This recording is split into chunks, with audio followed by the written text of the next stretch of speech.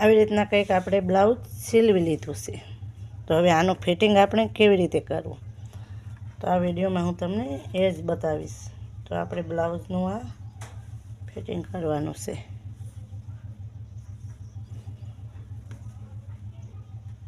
તો આવી રીતના બ્લાઉઝ હોય તો આમાં આપણે સૌપ્રથમ લઈશું માપનું બ્લાઉઝ.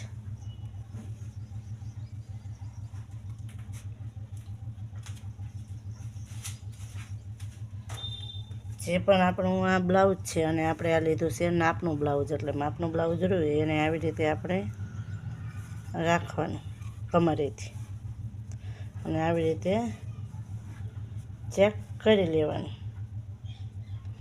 તો આવી રીતના અહીંયાથી આપણે આવી રીતના 4 ફોલ્ડ કરી લેવાનું.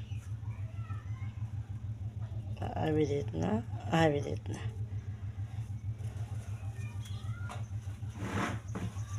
અને આવી રીતના રાખી અને અહીંયા નિશાન લગાવી લેવાનું. જે આપણે સિલાઈ લગાવી છે એને બાયની સાઈડમાં રાખી અને આવી રીતે રાખી અને નિશાન લગાવી લેવાનું. આવી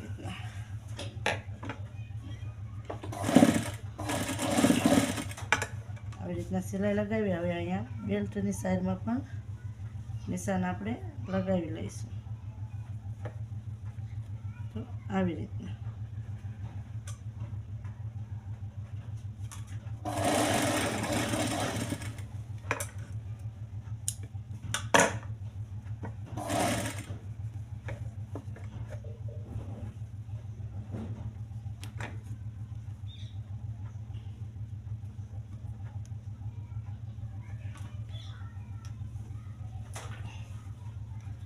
અને હવે બાયનો જે પણ આ આર્મહોલ્સનો ભાગ છે તેને આવી રીતે આના પર રાખી અને આવી રીતે આપણે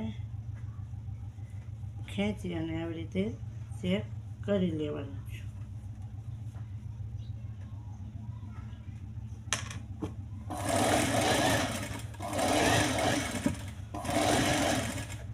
હવે આ બાયની મોડી,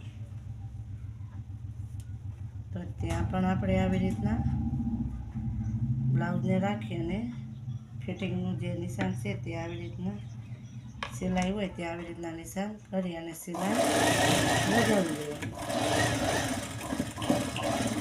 તો આવી રીતના કંઈક આપણું બ્લાઉઝનું ફિટિંગ થઈ ગયું છે. તો આવી રીતના બીજી સાઈડ પણ આપણે ફિટિંગ કરી લઈશું. તો બે બાયોને આપણે આવી રીતના રાખી અને અહીંયા નિશાન આવી રીતના લગાવી લેવાનું.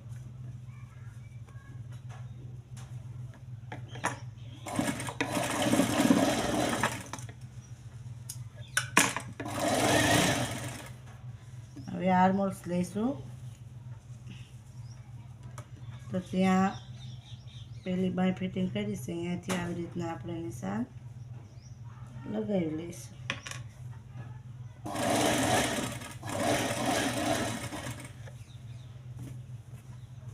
અને હવે લઈશું આપણે બેલ્ટનું માપ. તો બેલ્ટનું પણ માપ લઈ લઈશું.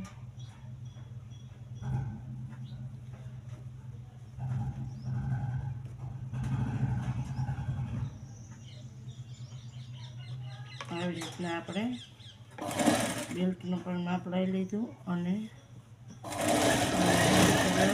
લગાવી લેવાની. હવે લઈશું આપણે કમરનું માપ. જે પણ આમાં લીધું છે આપણે એટલું ત્યાં પણ આવી રીતના નિશાન લગાવી લેવાનું.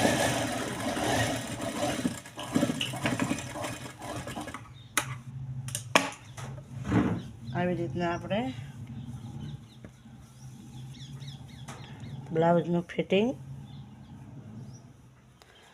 બંને બાજુ કરી લીધું.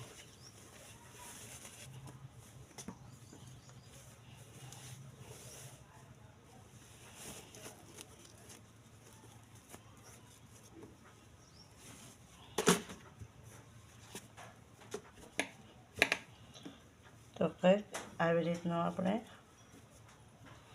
બ્લાઉઝનું લુક આપણે તૈયાર છે.